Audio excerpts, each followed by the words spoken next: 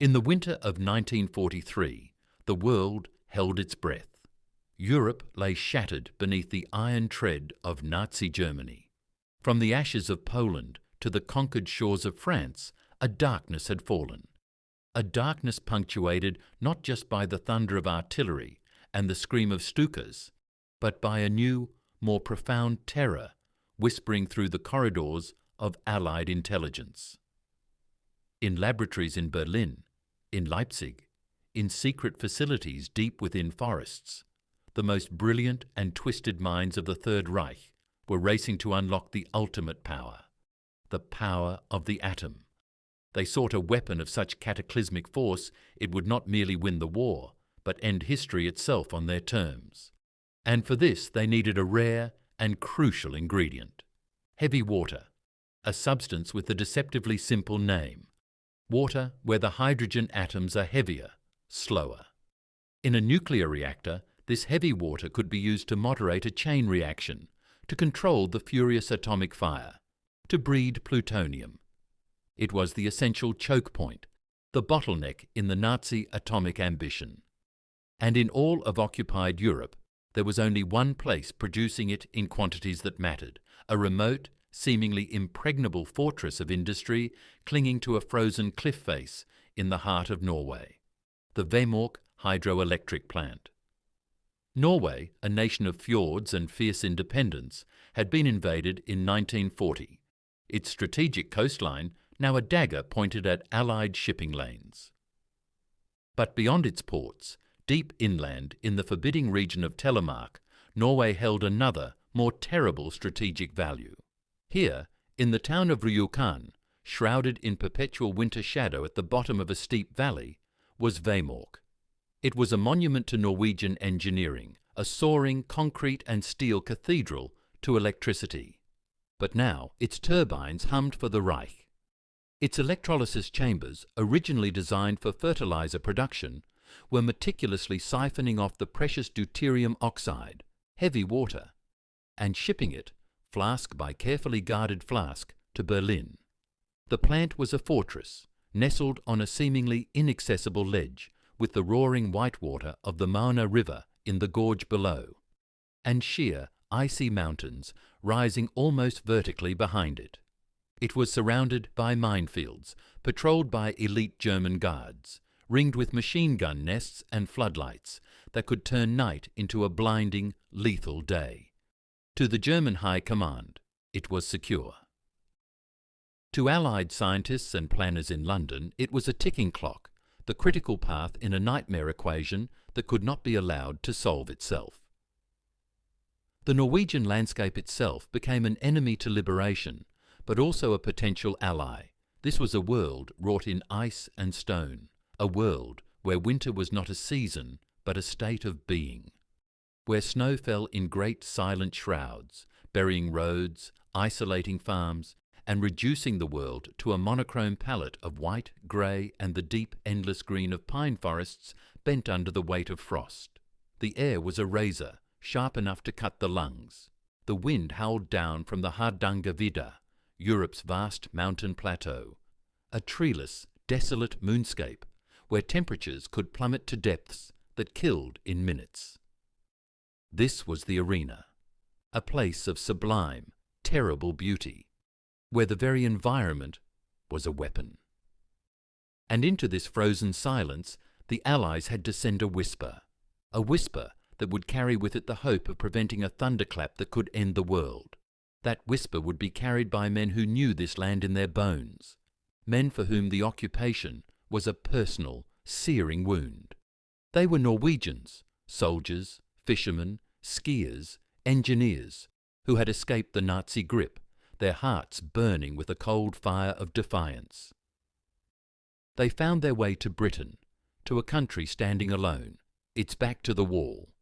And there, in the remote, misty glens and lochs of Scotland, a partnership was forged. The British Special Operations Executive, Churchill's clandestine Ministry of Ungentlemanly Warfare, dedicated to setting Europe ablaze with sabotage and subversion, joined forces with the raw, determined spirit of free Norway. The SOE provided the tools, the intelligence, the daring strategic vision. The Norwegians provided something irreplaceable, an intimate knowledge of their own homeland, a preternatural skill on skis, and a resilience forged in the Arctic cold. The training was a brutal baptism. At stations like Camp 17, near the Scottish village of Arisaig, these civilians were remade into commandos. They learned silent killing, map reading by starlight, the careful art of sabotage, where to place a half-pound of plastic explosive to cripple 1,000 tons of machinery. They practiced parachute drops, their bodies tense in the aircraft door, the black void of the Scottish night below. But their most vital training was in the Cairngorm Mountains, a stark, snowy approximation of the Hardangervidda. Here they learned to move as ghosts, to live for weeks in the open, building snow caves for shelter, their breath frosting the interior walls. To ski for 50 miles in a day with a 100-pound pack, their muscles screaming, their minds narrowing to the rhythm of the glide, the bite of the ski edge on an icy slope. They learned to trust the silence, to communicate with the slightest gesture, a flick of the eyes. They were a brotherhood forged in hardship. There was the calm, strategic mind of Joachim Rønneberg, the young lieutenant chosen to lead. There was the steady, formidable strength of Knut Haukelid, a man of the mountains. There were the engineers, the wireless operators, the explosives experts. At night, huddled around a tiny, shielded stove, the glow of the flame reflecting in their tired eyes, they would talk in low tones. Not of grand strategy, but of home. Of the specific curve of a fjord, the taste of fresh salmon, the sound of their language spoken freely in the streets. Their motivation was not abstract. It was the face of a brother in a prison camp. It was the sound of a German boot on their doorstep. It was the fear that the shadow of the swastika would never leave the land of the midnight sun. Back in London, in a warren of basement offices where maps covered every wall and the air was thick with cigarette smoke and tension, Operation Gunnerside was born. Its name was a random code, plucked from a list. Its objective was brutally simple, impossibly difficult. Infiltrate the heart of occupied Norway, cross the most treacherous terrain in Europe in the dead of winter, penetrate one of the most heavily guarded installations of the war, destroy the heavy water production capability, and escape. Every step was a potential catastrophe. Intelligence was pieced together from a fragile mosaic of sources, pre-war engineering diagrams smuggled out by patriotic employees, aerial reconnaissance photos showing the stark geometry of the plant against the snow, whispered reports from the nascent Norwegian resistance in Rjukan itself. They studied the guard rotations, the arc of the searchlights, the location of the barracks. They knew the high concentration cells where the final product was drawn off were in the basement, a basement with thick concrete walls and a single, heavily secured entrance. The plan was a masterpiece of minimalist daring. They would not assault the front gate. They would not fight their way in. Instead, they would use the Germans' own perception of the terrain against them. The rear of the plant, where the cliff face rose almost vertically, was considered a natural defence, unassailable. No sentries were posted there. The approach was a 650-foot descent into the dark, icy gorge of the Mona River, a crossing of the frozen, rushing water, and a climb up the sheer, ice-covered rock face on the other side to a railway line that ran right into the plant's perimeter.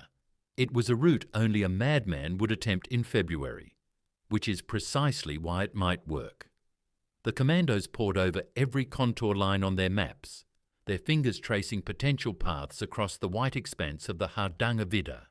They calculated rations down to the gram, knowing that extra weight could mean failure, that a single twisted ankle on a remote mountainside could be a death sentence. They packed their explosives, their fuses, their Tommy guns with magazines taped back to back for faster reloading. They smeared their faces with a mixture of grease and cocoa to darken their skin against the snow glare. Their white camouflage suits were meticulously checked. Each man knew his role, his position, his alternate task if another fell. The tension in the planning room was a physical thing, a cold knot in the stomach. They were gambling not just their lives, but potentially the course of the war. The thought hung unspoken in the air. What if we fail? What if, because of a stumble in the dark, a faulty fuse, a moment of bad luck, we allow the unthinkable to be born?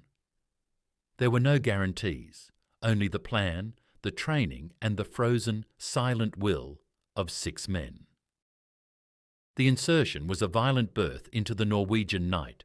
The Halifax bomber, its engines a deafening roar in the confined cabin, thrummed through the frigid air over the North Sea, then across the occupied coastline, flying perilously low to avoid German radar. Inside, the 6 commandos of the Gunnerside team sat in a line, their equipment harnessed to them, their faces grim in the red interior light. The dispatcher slid open the hatch in the floor. A blast of air, so cold it was like a physical blow, filled the space. Below, there was nothing. An abyss of darkness. Then a faint, almost spectral glow from the moon on the endless snowfields of the Hardangervidda. This was the drop zone, a frozen lake near a place called Lake Skrikken. The green light flashed. One by one, without hesitation, they vanished into the void, the shock of the parachute opening a hard, jerking affair mat.